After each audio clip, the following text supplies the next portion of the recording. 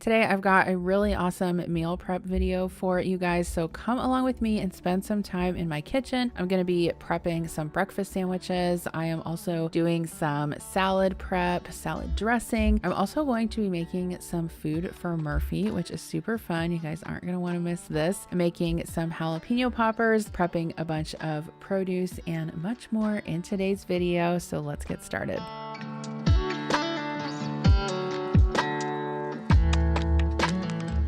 Okay, so the first thing that I'm working on is cooking some bacon, and I wanted to make some of this for breakfast sandwiches. I also wanted some of it for some salads that I'm going to make. So I just like to put my bacon on a sheet tray on a rack and pop that into the oven. I do line the pan with foil for easy cleanup, and then I cook this for about 20 to 30 minutes at 400 degrees just until it is crispy enough to your liking. So I'm going to be prepping a bunch of produce in this video.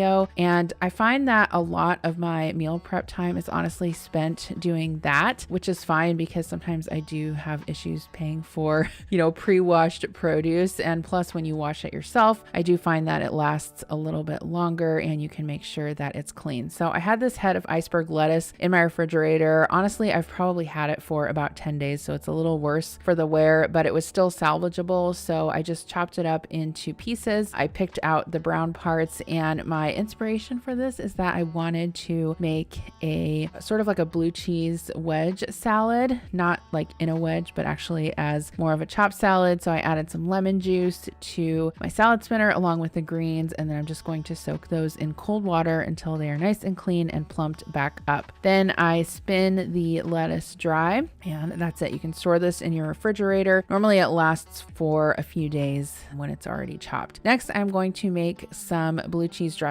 So I'll link the recipe that I'm using for this down below. I bought this blue cheese at Aldi a while back, and I just haven't gotten it used up yet. And last weekend, Adam and I went to a restaurant and I ordered a wedge sort of like chopped salad. And honestly, it was bad. It wasn't like bad in that it was like rotten or anything. It was just like not a great salad. And I was like, I can make this at home way better for myself. So that's what I was going to do. So I added some blue cheese to my measuring cup. I also added some mayonnaise and then a couple tablespoons of buttermilk, some salt and pepper, and then some apple cider vinegar. I believe this recipe that I'm using is actually a copycat recipe from Outback for their blue cheese dressing, but I did add a little bit of Worcestershire to the recipe just because I thought that it needed a little bit of tang, and then a couple teaspoons of sugar. And then I'm just pouring this into a mason jar. This will keep for probably a week in your fridge. And honestly, I need to get eating it because I'm the only one in my house that likes blue cheese dressing, but it's still delicious. And it's great to have homemade salad dressing on hand because it makes it just that much easier to eat salads. So I have this produce keeper here. This is actually one I got at Costco. I like it a lot because I can put it in the dishwasher, and I'm just adding some of my iceberg lettuce to that. I put a paper towel on the top just to soak up some of the moisture and put that in the fridge. I also wanted to prep a salad for Adam's lunch the next day. I got these disposable salad bowls on Amazon, and I can link them down below. I don't use them all the time, but sometimes it's really convenient to use them for lunch meal prep. I also chopped up some cucumbers and put that in there. This is some of our Easter ham that I diced up and added to the salad as well. That worked out really good. And then I added some deli turkey. It's sort of like a Cobb salad. Adam does not like blue cheese, so alas, I could not add blue cheese dressing to it. But I am going to go ahead and add some cherry tomatoes, just having those. And then since he doesn't like the blue cheese, I'm just going to add some ranch dressing, and that will be part of his lunch for the next day. Okay, so I'm super excited to let you guys know that Fuzzy is sponsoring this meal prep video. If you guys have a pet, you know that they're part of your family. Fuzzy knows that there's nothing that compares to coming home to a dog or a cat, and we want to keep our pets healthy and make them as happy as they make us. Being a pet parent is a huge responsibility, and since our pets can't talk, we do our best to understand what's going on, but knowing something's up with them or their health and not understanding why is one of the greatest challenges of pet parenthood. Enter Fuzzy. If you guys are not familiar with Fuzzy, they are a telehealth service for pet parents that offers 24/7 access to personalized personalized pet care from veterinary professionals. I've been working with Fuzzy for several months now and have used their services several times and can recommend them without reservation. The most recent time I actually used their services was for a nutritional consult because I wanted to make Murphy some homemade dog food. And I know that there are certain nutritional requirements that dogs have. And so while I've seen people in videos, making food for their dogs in the crock pot using just like, beef and chicken and rice and things like that, I really wanted to make sure that if I made homemade food for Murphy, that it had all of the nutrients that dogs require. And so I sent a message to them and they set me up with a nutrition consult for Murphy, and it was super helpful. I had like a 15-minute Zoom meeting with her and she went over all of the information with me. She gave me a bunch of resources that I can use to formulate recipes for Murphy. And so I know that when I cook for him and he's eating this food exclusively, that he's getting the nutrients that he needs. I would totally recommend this service. It was so convenient and awesome. I didn't have to make a vet appointment. I didn't have to take him to the vet. I literally just logged onto my computer. I turned my camera on. She was like, let me see him and see, if he's like at weight, overweight, underweight, so I can determine his calories. I cannot just tell you how much help this was in determining his nutritional needs. So if you guys are pet parents and you want to try out Fuzzy, I would definitely recommend it. And the best part is that right now Fuzzy is offering my subscribers a free 7-day trial membership. So definitely take advantage of that. You can go to yourfuzzy.com/Jen to sign up. That's a free 7-day trial and access to exclusive member discounts on pet meds, supplements, food, and more at yourfuzzy.com/Jen. Again, it's yourfuzzy.com/Jen for your free trial of Fuzzy with access to 24/7 personalized pet care and vet recommended products. I highly recommend it. I actually ordered some probiotics for Murphy as I transition him from his current food into this homemade food. Okay, so I'm going to share with you guys how I made this food for Murphy. So meal prepping for the canine, if you will. I started out with some russet potatoes, some beef liver. I also had some ground beef chuck that is 85/15, some sweet potatoes, some supplements, safflower oil, and carrots and green beans and peas and apples. So we're going to get started on chopping these vegetables. So the important thing about making food for your pets is that you really have to make sure that you follow the recipes to the letter because they are specially formulated to make sure that your pet has all of the nutrients that they need. I started out with some carrots and I made sure to wash and scrub all of the produce before I cut it up. The best thing about making food for your pets is that you don't have to peel anything because the peel and everything is included in the fiber and nutrient content of the recipe. So I'm also chopping up some sweet potatoes. I needed some of those as well. And I'm going to be cooking this in the Instant Pot, which is probably the easiest way to cook it. You could also do it in the slow cooker, but I have my beef and my liver in there. I added my carrots, peas, and green beans, and then I'm going to add my sweet potatoes. So for most of the veggies I used fresh, but for the green beans and the peas I decided to use frozen just because it's more convenient and they're already washed and super easy to use. Next I needed some apples, so I'm going to go ahead and chop this up, and once again you don't have to peel it or anything, you'll just chop it up, add everything to the Instant Pot, and you can already see Murphy approaching asking what I'm doing. So I also chopped up my russet potatoes. Basically I added everything to the Instant Pot. I added a cup of water and I'm going to put the lid on, set it to sealing, and then I'm going to cook this on high pressure for 12 minutes. It did take a while to come to pressure just because there was a ton of food in there, but it cooked perfectly. Here's what it looked like when it was done. So I still need to stir in the oils and the nutrient powder into this. So I'm going to go ahead and empty it into a roasting pan, or you could also use a large bowl. I was thinking like I need a larger bowl, but honestly I have these roasting pans and that's what I use for large bowls and they work just fine. So once I emptied the mixture into there, I'm just going to kind of break everything up with my wooden spoon. I wanted to make sure that all of the meat and the veggies were kind of dispersed evenly, and you can see Murphy is coming up here because he can smell it and he's like, Mom, are you making my food for me? I know what you're doing.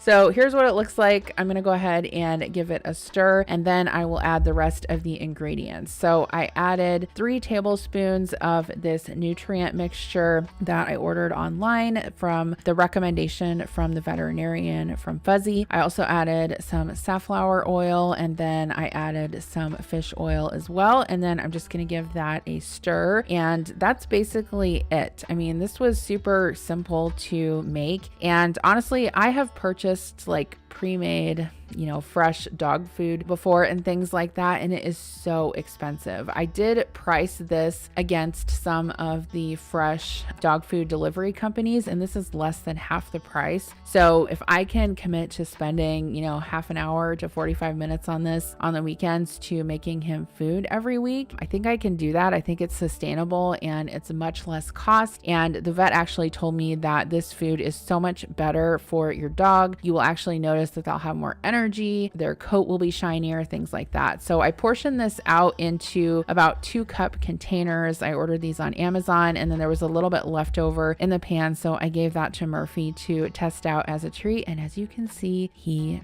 freaking loves it. So I'm super excited to feed this to him. I'm also going to be trying a venison recipe in the future, so you guys will see that soon. I'm gonna go ahead and put the lids on these containers, and I also labeled them just to make sure that if Adam wanted to feed him, he knew how much to give him, and I labeled them with Murphy so that no one else, the humans in the house would eat the dog food. But I would highly recommend this. I think that it is a great way to cook at home for your dog. You know that you're giving them high quality food and not, the dry food with all the fillers and all of that. So if you guys want to try out Fuzzy, again, I will have the information in the description box below. I highly recommend it. It is an awesome service. Okay, so I had some jalapenos in my refrigerator that I needed to use up. You guys probably saw in my latest weekend prep video that I cleaned out my fridge, and I was like, hey, I need to use up these jalapenos. And I just happened to have some cream cheese that I needed to use up as well, and some bacon. So I thought I would make some jalapeno poppers. Adam is actually going to smoke a tri-tip on the smoker one night for dinner this week. And so I thought this would be the perfect side to go with that. So all I do is I cut my jalapenos in half, and I use a spoon to scoop out the seeds and the ribs just to make sure that they're clean and they aren't too spicy. And I've already washed these jalapenos previously. They've just been sitting in my fridge,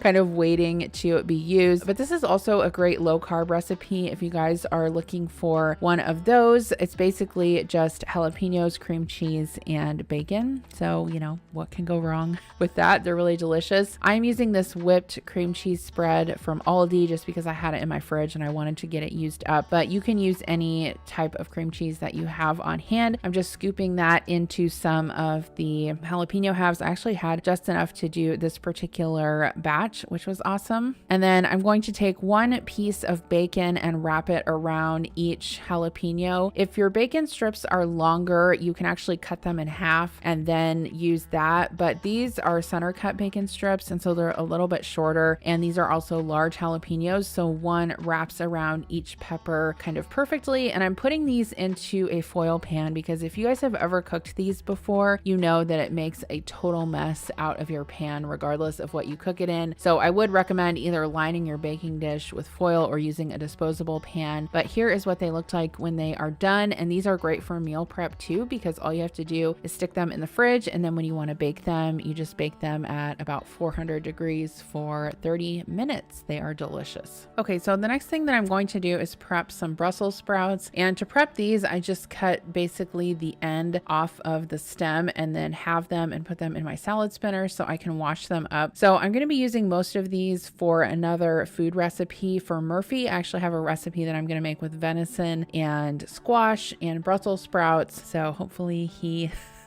likes that. But basically I needed 2 pounds of these for that, and then I'm just going to use the others to roast up for dinner one night this week. So again, I'm just putting them into my salad spinner, adding some cold water. I did not add vinegar with these just because I was going to give them to Murphy, so I wanted to make sure that it didn't have any of that in it. But just washing them with cold water is mostly all you need. So I put those in a bag, and then I'm going to put the extras in a Ziploc bag to put in my refrigerator. So next I'm going to prep some more lettuce. We actually ate part of the iceberg on the night that I prepped it for salads, and then of course I meal prepped one for Adam, so I needed some more lettuce on hand for the week for different dishes. But this is just some romaine hearts that I got at the grocery store. I just like to cut them into pieces, add them to my salad spinner, and then I also add some lemon juice. So sometimes people ask me, like, when do I add lemon juice? When do I add vinegar? For greens, when I'm washing those, I always add lemon juice and fill the salad spinner up with really cold water and just let them soak. The taste of lemon juice on your greens is going to be more complimentary than the taste of vinegar.